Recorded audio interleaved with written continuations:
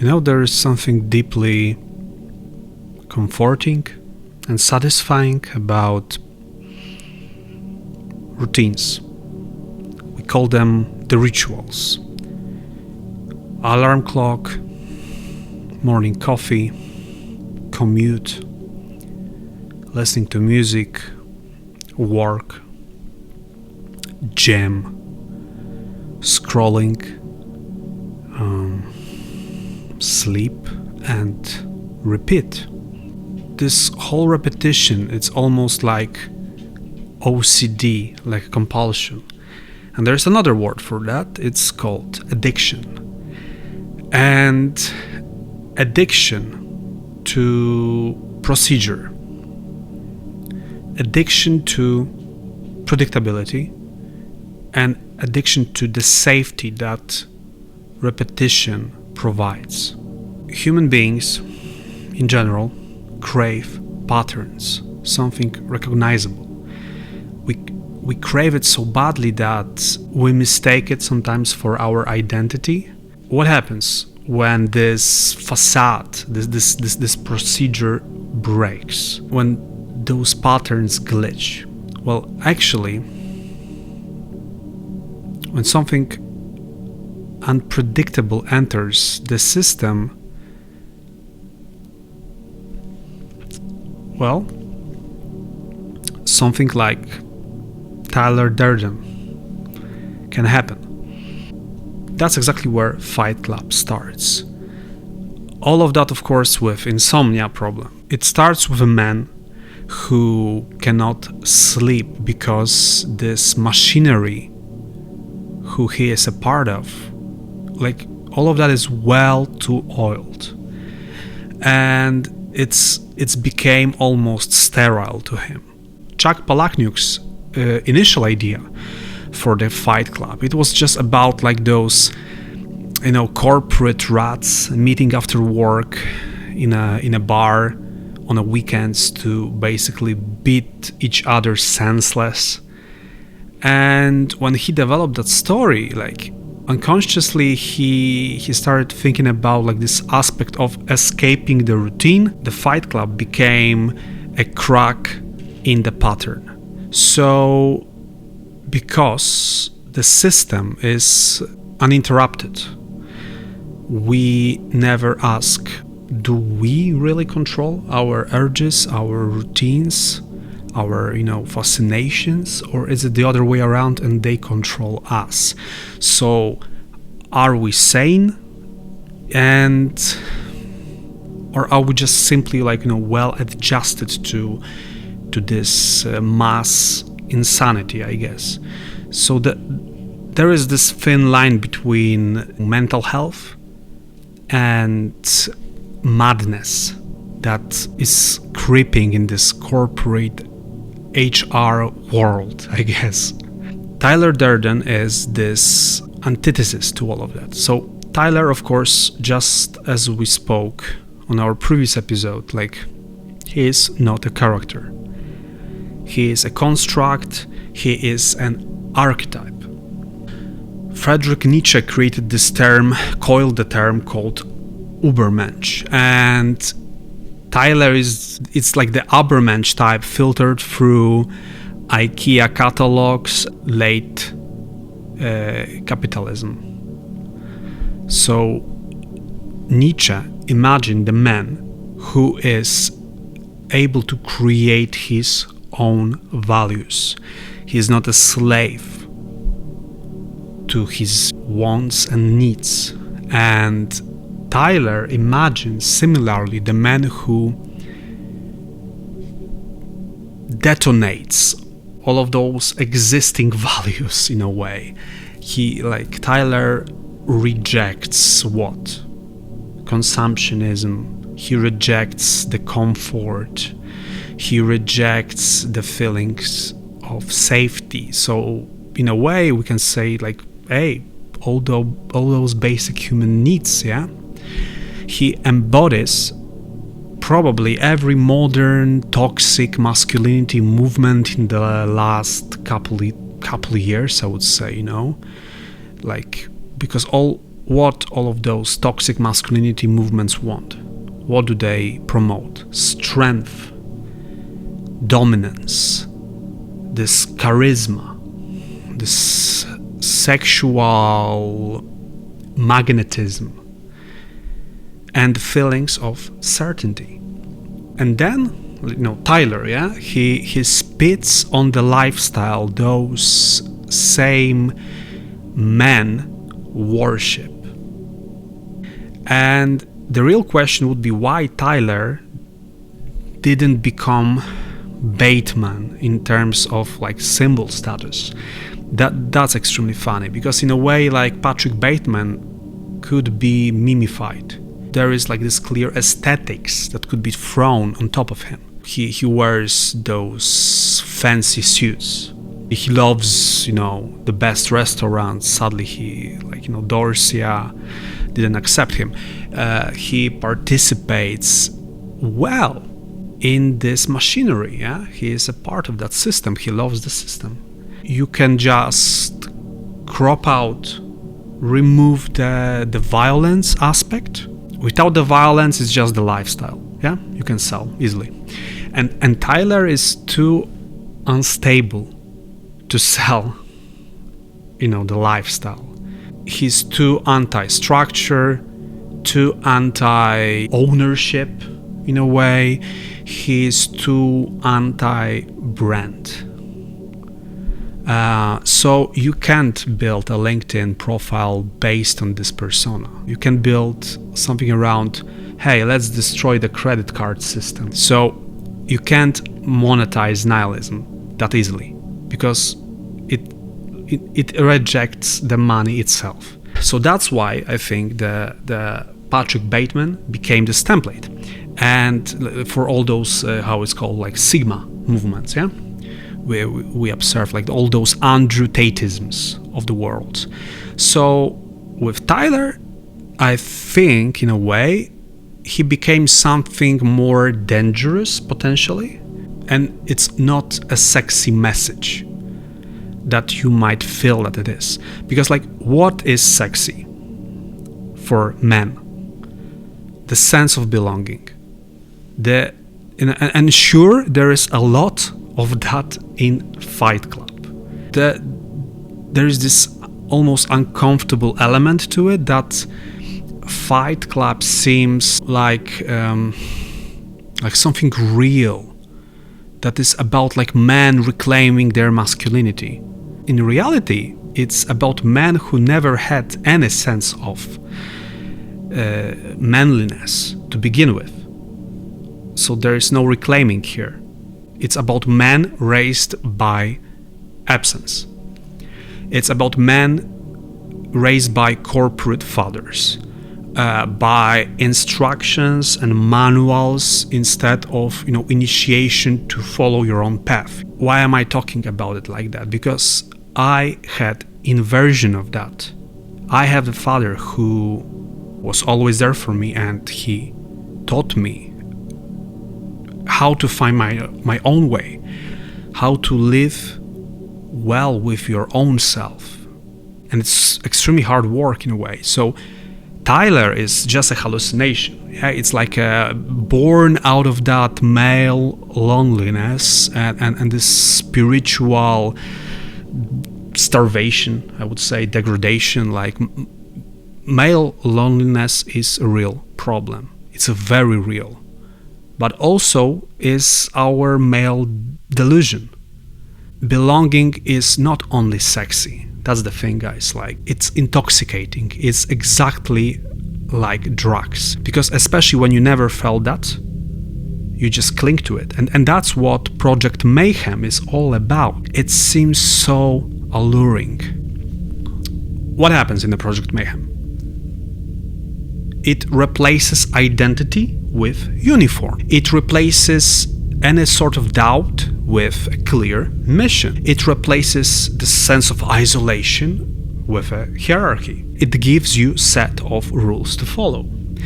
And we men, we love rules, either to impose them on others or to follow them. Tyler calls Project Mayhem an anarchism. Sure, Project Mayhem is not about freedom at all, yeah, when you look at it. Like, there is a clear structure, but it's only disguised as a chaos. There is a lot of discipline there. It's disguised as a rebellion, yeah, in a way. It's fascist, like this fascist minimalism in do-it-yourself packaging. What happens? The men shave their head. They are stripped of their clothes. They lose their names. They obey. They become extremists slowly. So I guess sounds a little bit familiar when you think about it. The revolution in the book becomes just another routine. If it's a routine, then it becomes also an addiction. So we are going back to the square. And with Marla, I think this is a little bit more than love interest aspect. I think at first when you read the book, that's all you see, superficially, just love interest. She's an entropy. She is the mirror of the narrator when you look at it, because both Marla and the narrator, they are extremely fractured identities that lost any sense of their authenticity, and they look for it through extremity, through extreme type of feelings. There is no luxury in it. No, there is no enlightenment. They would just like to feel something real. Masculine and feminine roles of those two people, they collapse and into the world of confusion. What Tyler promises? He promises hyper masculinity, but really his hyper masculinity is just like, this theatrical masculinity. It's just a play. We are addicted to our curated identities and image we present, like Pinterest walls, our hobbies, our Instagram feed. And when something disrupts all of that, so we have a couple of options. Let's think about it. We can either create a Tyler in our head to help us with processing that. We can join a cult. We can buy something new. And what else? Scroll, looking for new inspirations, looking for new things to buy, looking for that life we desperately want to have, that will fulfill all our needs. And that's madness, The madness is believing we ever had it figured out. The first rule of Fight Club is actually what? Denial. There's no Fight Club. The thing is, the club is everywhere. Just like with Bateman, I'm being scared here, like in gyms, in crypto discords, in MLM seminars, pyramid schemes, tech bros for life, self-improvement podcasts, men teaching other men how to become a man. There is a clear madness here. You don't have to punch anyone. Really, you don't. You just have to believe that destruction equals identity. That's the core message here, I feel like. And also, that's where this element of addiction is coming from. The real question would be, why do we need another Tylers in this world? Because there will always be another Tylers. And the thing is, the Tyler had a blueprint, I think so. Before I will present you my idea of that, of course, we need to talk about nihilism, because this is a big part of Fight Club. Nihilism has this very alluring quality to it. It's not that Instagrammable version of it, which is like nothing matters anymore, I hate my parents and I want to die. It's much more than that. It's the real nihilism there is this collapse of inherited meanings. There is erosion of anything metaphysical. There's none of that in nihilism. Nihilism is also the death of morals. If you believe in any of those, nihilists don't. And Nietzsche warned us about it. It was as a vacuum. And vacuums eventually they get filled.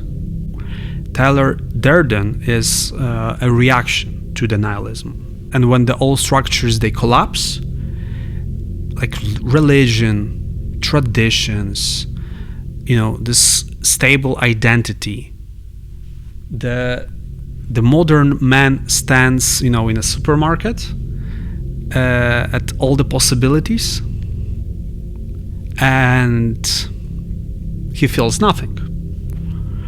There is no weight, there is no direction, there is no initiation. This is what nihilism feels like. Nihilism is this gnawing feeling that comes to your ear and it whispers, you are interchangeable.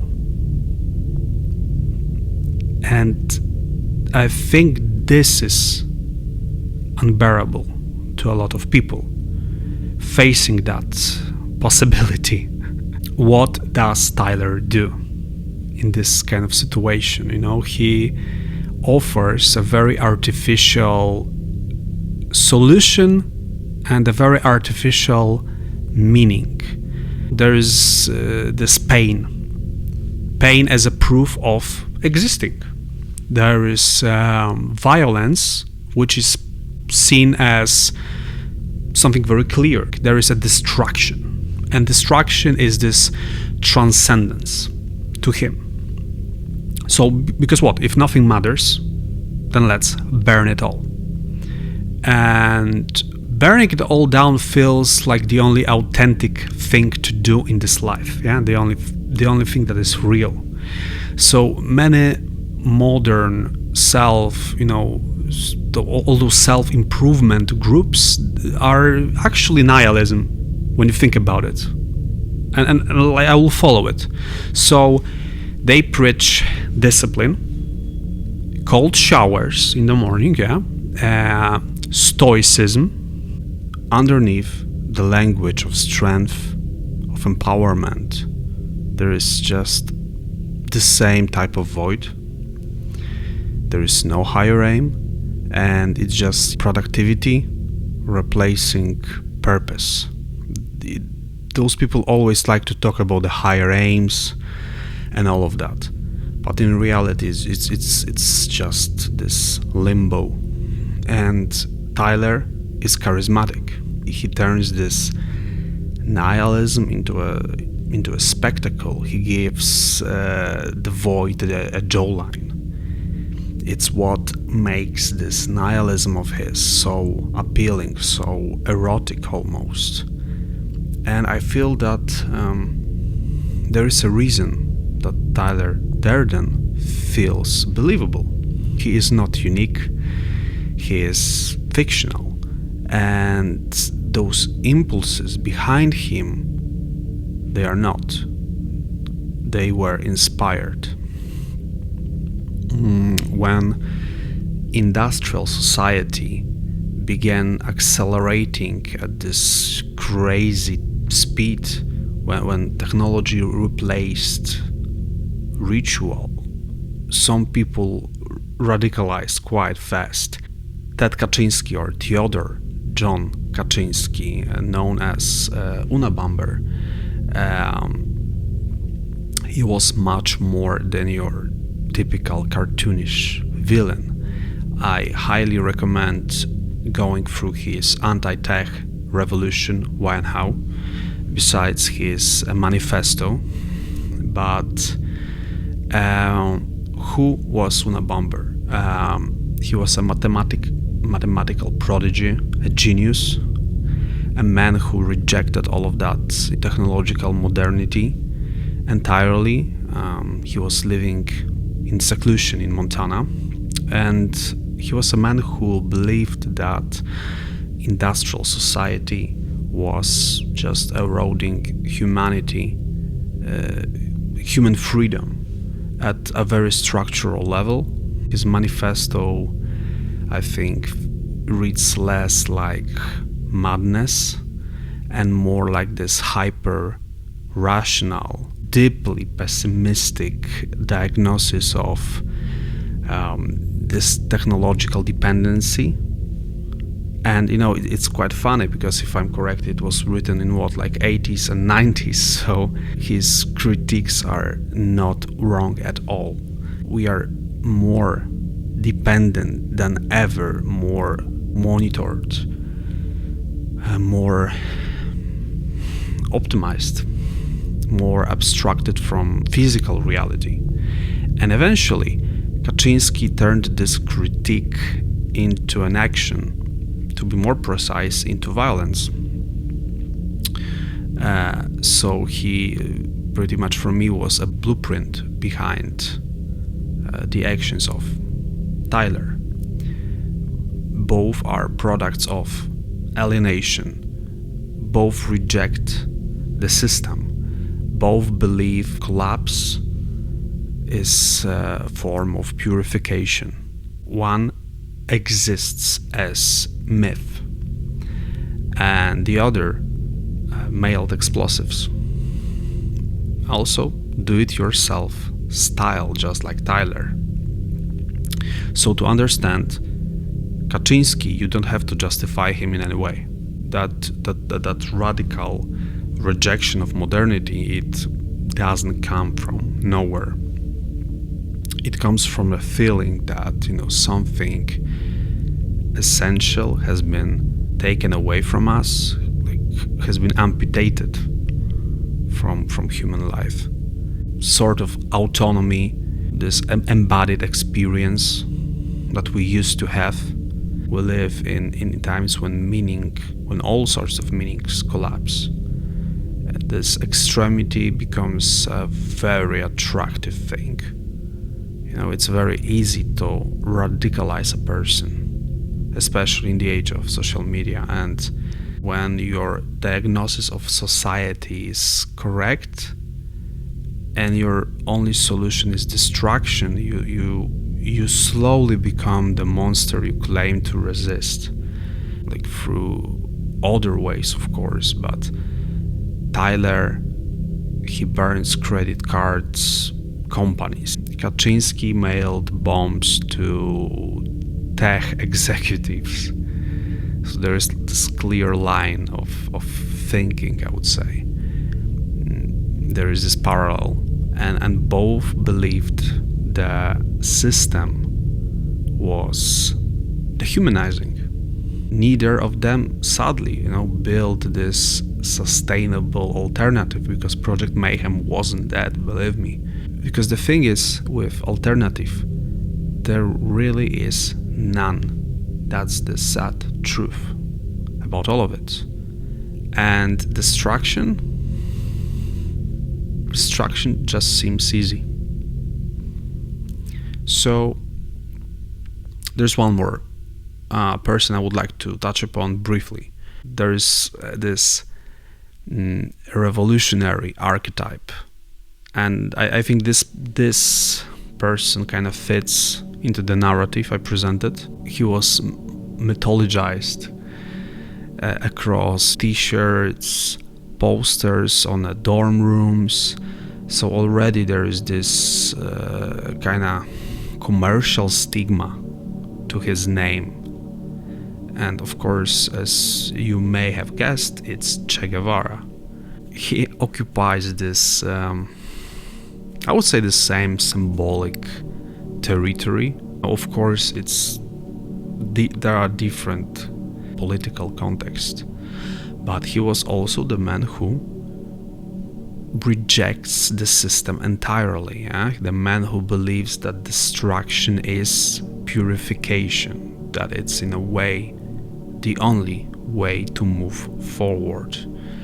He saw violence as a tool towards rebirth, and Che believed, that revolution this revolutionary rupture. The old order must collapse for the new to emerge. And in terms of his work, I would recommend you reading his motorcycle diaries, Guerrilla Warfare, and the Bolivian diary. From that, I think you can get a glimpse into the person he was. And I feel like with Tyler, he believes the same, that Project Mayhem, it is a demolition. Kaczynski saw that industrial society was irredeemable. And again, the only way was through complete demolition. And you can see this here, like different ideologies in a way, but same structure. And if the system is corrupt, just freaking burn it to the ground, or at least you can try. The difference that matters is that with Che, like, he believed in this collective transformation. It was a political move. Tyler believes in existential catharsis, a psychological purge. And Che is ideological, and Tyler is more like metaphysical. So Che fights for a future, and Tyler fights against the present. So I think, all of those three resonate. Like, why? Because modernity produces a very specific kind of man. A man who is disconnected. A man who is overstimulated. A man who is underinitiated. Revolution offers you a scale. Rebellion, it gives you narrative. Violence is a sort of clarity. And with revolution, you just feel alive. There is a reason. There is a purpose to all of that. So this is why this revolutionary archetype survives, regardless of ideology, regardless of politics, of barriers. It answers the same emotional hunger.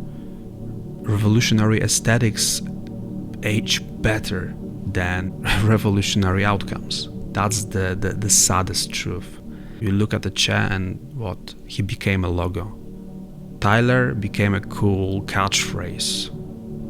And that Kaczynski just a manifesto PDF. The system absorbs its enemies. Capitalism prints Che Guevara's face on a t-shirt. Hollywood turned Tyler into a style icon. Those anti-tech manifestos, they circulate digitally, or you can buy the books themselves, and someone makes a profit out of it. The machine, it just metabolizes. This is the final humiliation. You are no longer fighting the system. You're just feeding it. And I think this is the most Tyler Durden outcome